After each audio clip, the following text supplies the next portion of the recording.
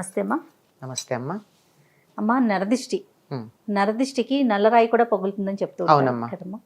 అసలు దిష్టి తగిలింది అని ఎలా గుర్తించాలమ్మా?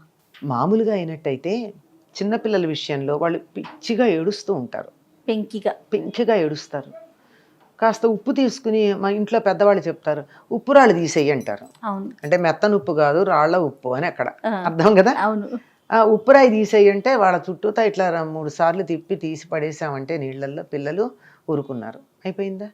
దిష్టి పోయినట్టేనా? ఎవరో శాస్త్రీయంగా నిరూపించామా లేదా అన్నది పక్కకు పెడితే ఈ క్షణాన మనకి ఫలితం ఉన్నదా లేదా అంతే. అంచేత పిల్లల విషయంలో బాగా తెలుస్తుంది. మరికొన్నిట్లో చెట్టు చూస్తూ ఉండగా అలా మాడిపోతుంది. బాగా కాసే పూసే చెట్టు ఎందుకు మాడిపోయింది? దిష్టిేనమ్మా. దిష్టి వల్ల. అందుకని కొంతమంది దాని మీద పరిశోధన చేసి తవ్వి ఆ చెట్టుకి ఏమన్నా వేరు పురుగు పట్టిందా ఇలాంటివన్నీ పరిశోధన కూడా చేశారు. ఏమీ లేదు. వేరు పురుగు పడితే కూడా ఒక్క రోజులో మాడిపోదు, క్రమంగా పోతుంది. ఇది దిష్టి తగిలితే ఒక్క రోజులో మాడిపోతుంది. ఒక్క రోజులో ఇవాళ చూస్తే బాగుంది, నిన్న బాగుంది, ఇవాళకి ఏమిటో ఒడిలినట్టు అయింది, రేపటికి పూర్తిగా ప్రాణం లేనట్టు అయిపోతుంది. మహా అయితే 2-3 రోజులు అట్లా.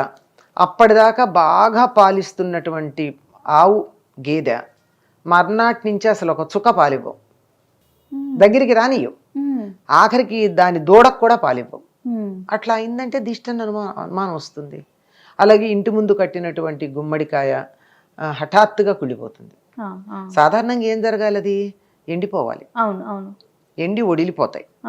అట్లాంటిది నిన్నటిదాకా బాగానే ఉండి ఎందుకు క్రమంగా చెడిపోయిందా అనడానికి, చెడిపోతుంటే వాసన వస్తుంది. అవును అవును, వాసన వచ్చిందో లేదో తెలియదు, వాసన కూడా రాదు, హఠాత్తుగా కుళ్ళిపోయి దాని నుంచి పడిపోతుంది. ఇట్లాంటివన్నీ చూస్తే ఇది దృష్టి దోషమని అంటూ ఉంటారమ్మా.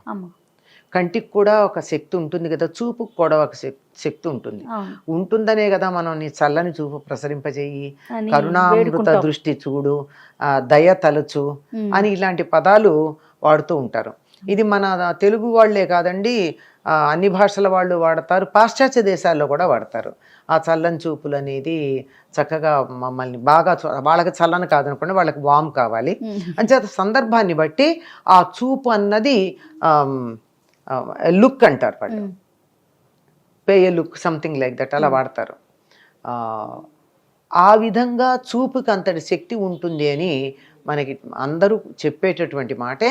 కనుక 10 మంది ఒక దాన్ని చూసి అసూయ పడితే, అసూయతో గనక చూసినట్టయితే, అసూయ కన్నా కూడా ఈర్ష్యతో గనక చూసినట్టయితే అది ప్రతికూల ప్రభావం కలుగుతుంది. అందువల్ల వాళ్ళకి ఏదో ఒక హాని కలగడం జరుగుతూ ఉంటుంది.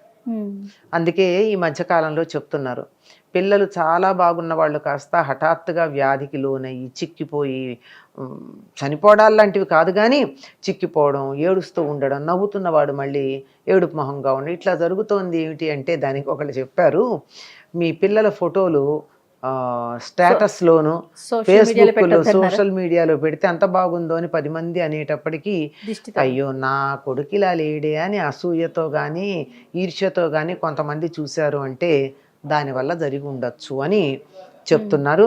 అది వాస్తవం ఎంతో మనకి తెలియదు, కానీ చెప్పడం మాత్రం నిజం. అది నిజం అవునో కాదో కానీ 10 మందిలోకి వెళ్ళి ప్రదర్శన చేసుకున్న తర్వాత మాత్రం వాళ్ళకి ఇబ్బంది కలగడం అన్నది ప్రత్యక్షంగా మనం చూస్తూనే ఉన్నాం. దాన్ని నరదిష్టి, నరఘోష ఇట్లాంటి పదాలతో మనం వాడుతూ ఉన్నాం దాన్ని. ఇది పోవాలంటే ఏం చేయాలమ్మా? ఒకటి ఉప్పుతో తీయటం అన్నారు, అది పిల్లల వరకు, పెద్దవారికి కూడా అంతే. పెద్దవాళ్ళకు కూడా అంతేనమ్మా.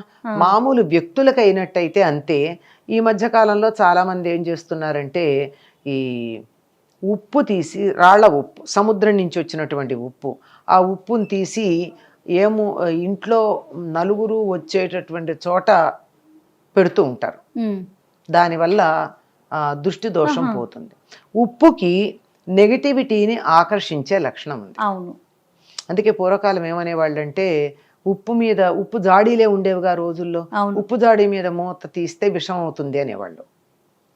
విషం మాట ఏమో కానీ నెగిటివిటీని ఆకర్షిస్తుంది కనుక ఎప్పుడు కూడా ఉప్పు మీద మూత తీసించకూడదు. ఉప్పు ఓపెన్గా ఉంది అంటే మనం దాన్ని తినకూడదు, పడేసేయాలంతే. అది అందువల్ల ఉప్పు పెడుతూ ఉన్నారు. ఆ పెట్టినటువంటి దానిని తీసుకెళ్ళి ఫ్లష్ చెయ్యాలే తప్ప బయటపడేయటం కానీ అట్లా చేయకూడదు. ఎందుకంటే ఆ నెగిటివిటీ ఇంకోళ్ళకి ఇచ్చిన పాపం మనకి రాదా? అదే ఖచ్చితంగా వస్తుంది. అందువల్ల వీలైనంత వరకు అట్లా చేస్తూ ఉంటారు. ఈ మధ్య కాలంలో చాలా మంది కాలికి ఏదో నల్లతాడు చుట్టుకోవటం, అవును, నల్లదారాలు కట్టుకోవడం చేస్తున్నారు. పూర్వం అయితే దిష్టి చుక్క పెట్టుకునేవారు, అది కూడా బ్యూటీ స్పాట్ అవడని. పూర్వకాలం సినిమాలు చూడండి, అందరికీ ఒక బ్యూటీ స్పాట్ ఉంటూ ఉండేది. అది పిల్లలకైతే పెద్ద అందంగా ఉన్న పిల్లలకి, చంటి పిల్లలకి పెద్ద నల్ల చుక్క ఒకటి పెట్టేవారు బుగ్గన, దిష్టి చుక్క. అంతెందుకండి, పెళ్లి కూతురికి పెళ్లి కొడుకుకి పెడతారు. ఎందుకని? అసలు ఆ సమయానికే ఆ పెళ్లి కూతురులోను పెళ్లి కొడుకులోను ఆ అలంకారానికి ఒక కళ వచ్చేస్తుందమ్మా, లక్ష్మీనారాయణ కళ. ఆ కళ వల్ల వాళ్ళ వంక ఆకర్షణగా చూశారనుకోండి అందరూ. ఎవరో ఒకళ్ళకి కొంచెం చెడ్డ ఆలోచన ఉండదా, నా కూతురికి ఇంకా పెళ్లి కావదర్లేదు, నా కొడుకు ఏమిటో ఎప్పటికీ చూస్తానో ఇట్లా అనేటటువంటి ఆలోచన తనకి లేదు అనుకోవడం పర్వాలేదు, కానీ వీళ్ళకి వచ్చేసింది అని ఈర్ష్యపడతారే, ఆ ఈర్ష్య దృష్టితో గనక చూసినట్టయితే తప్పనిసరిగా వాళ్ళకి కొంచెం దోషం వస్తుంది. అందుకని అది దానికి దోషం తగలకుండా ఉండడానికి, దోషం సోకకుండా ఉండడానికి చుక్కలు పెడుతూ ఉంటారు. ఇది వ్యక్తులకైతే. ఇంటికైతే ఇంట్లో అయితే ఉప్పు పెడతాం. ఇంటి ముందు గుమ్మడికాయ కడతారు, బూడిద గుమ్మడికాయ. ఈ బూడిద గుమ్మడికాయకి దిష్టిని ఆకర్షించే లక్షణం ఉంటుంది. దానికి అందుకే సిగ్గులేంది అని చెప్తూ ఉంటారు గుమ్మడికాయని, బూడిద గుమ్మడికాయని. ఎందుకంటే మిగిలినటువంటి వాటిని మీరు ఎప్పుడన్నా మీరు గమనించారో లేదో, అంటే ఇళ్లల్లో మొక్కలు అవి ఉన్నవాళ్ళు ఇదిగో పింద ఉంది అని వేలుతో చూపించకూడదుట. వేలుతో చూపించకూడదు. ఎక్కడుందంటే ఇట్లా చూపిస్తారు, వేలు కొస.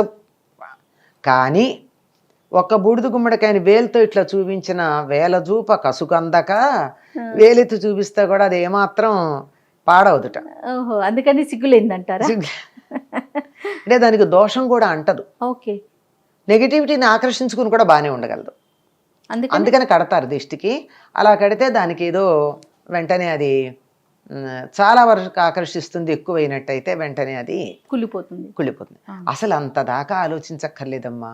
దేన్నైనా చూసి ఎంతో బాగుంది అని ఏకాగ్ర దృష్టితో చూస్తే చూపుకో శక్తి ఉంటుంది కదా. అవును, ఆ శక్తి డైవర్షన్ ఉంటుంది ముందర. అక్కడ బూడిద గుమ్మడికాయ బుగ్గన చుక్క పెడితే అంతే.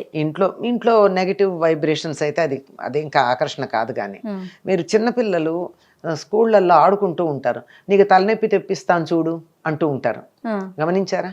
అని వేలు ఇలా పెట్టి నా వేలు వంకే చూడనట్టే తిప్పుతారు. అంటే ఆ తన చూపును అలా కాన్సన్ట్రేట్ చేసేటప్పటికీ ఓ శక్తి ఉత్పన్నమైందా? అయిందా? అవునమ్మా. మరి అట్లాంటిది తీక్ష్ణంగా జయ చాలా బాగుంది, వాళ్ళ చంటి పిల్లలాగా ఉంది, 10 ఏళ్ల వయసు తగ్గినట్టుంది, ఎంత అందంగా ఉందో అని నేను ఇలా తీక్ష్ణంగా చూస్తే కంటి రెప్ప వేయకుండా నీకు ఏదన్నా హాని కలిగే అవకాశం లేదంటారా? అందులో దురుద్దేశంతో ఉంటే ఉంటుందా, ఉండదా? అంతే. అంత సింపుల్ అమ్మా నరదిష్టి తగలడం అన్నది. తగులుతుంది, అందులో అనుమానం ఏం లేదు.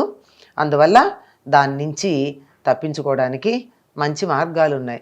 మొట్టమొదట మనకున్నటువంటి ఏదైతే మనకి విలువైందుందో దాన్ని 10 మందిలో ఆడంబరంగా ప్రదర్శించకుండా ఉండండి. అది పిల్లలు కావచ్చు, ఆస్తి కావచ్చు, తెలివితేటలు కావచ్చు. మా పిల్లలు చూడండి ఎంత బాగా పాడతారా, మా పిల్లాడు చూడండి ఎంత బాగా డాన్స్, ఇవన్నీ చూపించుకుంటే దిష్టి తగలదా? అదే కదా, తగులుతుంది కదా. ఆడంబరం పనికిరాదు. ఆడంబరం లేకుండా ఉన్నట్టయితే సగం దిష్టి తగలదమ్మా. తగిలిన తర్వాత పోవాలంటే ఇటువంటి మార్గాలు ఉన్నాయి. అమ్మ, ఎన్ని రోజులకు ఒకసారి ఉప్పు తీయొచ్చమ్మా పిల్లలకైతే? ఎన్ని రోజులకే ఉందమ్మా, ఎప్పుడన్నా వాళ్ళకి దిష్టి తగిలితే రోజు ఎందుకు తగులుతుంది? అంతే. రోజు తగలడానికి రోజు ఏమన్నా మీరు ఎగ్జిబిషన్కి తీసుకెళ్తున్నారా? వాళ్ళని ఎగ్జిబిట్ చేస్తున్నారా? అందరికీ లేదు కదా. ఎవరన్నా మనకి కొంచెం మందులో పర్టిక్యులర్గా కొంతమందిని అంటే వీళ్ళ దిష్టి చూపు అని చెప్పేస్తారండి. వాళ్ళు ఎవరింటికి వెళ్తే వాళ్ళంతే నాశనం. వాళ్ళు గట్టికి ఇది బాగుందని అన్నారంటే వాళ్ళు నాశనం అవుతారు. కొద్దిమంది, అందరూ కాదు సుమా. అట్లాంటి వాళ్ళకి ఎలాగో తెలుస్తుంది పాపం. అటువంటి వాళ్ళు వచ్చినా 10 మంది దగ్గరికి వెళ్ళినా పిల్లలకి దిష్టి తగిలింది అనేటటువంటి సందేహం మనకు వచ్చినా, ఉమ్. 10 మంది చూపు పడే ఒక కార్యక్రమంలో పాల్గొన్నా దిష్టి తీస్తారు. ఇది ఎర్ర నీళ్లతో తీస్తారు, ఉప్పుతో తీస్తారు, కొబ్బరికాయ మీద కర్పూరం పెట్టి తీస్తారు, ఇలా రకరకాల పద్ధతులు ఉన్నాయి. ఎండుమిర్చితో తీస్తారు. ఎండుమిరపకాయలతో తీస్తారు. ఓకే. గమ్మత్తు ఏంటంటే ఎండుమిరపకాయలు తీసి భగభగా మండుతున్నటువంటి నిప్పుల్లో వేస్తే గొట్టు రాదు. అవును. మరి ఏమిటది రాకుండా ఎట్లా ఉంది? అవును. ఇవన్నీ నిదర్శనాలే. నూనె గుడ్డతో కూడా ఆ నూనె గుడ్డతో తీసి వెలిగిస్తారు. వెలిగిస్తారు. వెలిగిస్తే దాని నుంచి నీళ్ళ చుక్కలు వస్తాయి. అవును. అవును. నూనె చుక్కల బదులు నూనె గుడ్డతో తీసి వెలిగిస్తే నీళ్ళ చుక్కలు టపటపా కింద పడుతూ పడతాయి. ఉంటాయి. అవును. మరి అంటే దిష్టి ఉందని అర్థం, ఓకే. దృష్టి దోషం ఉందని.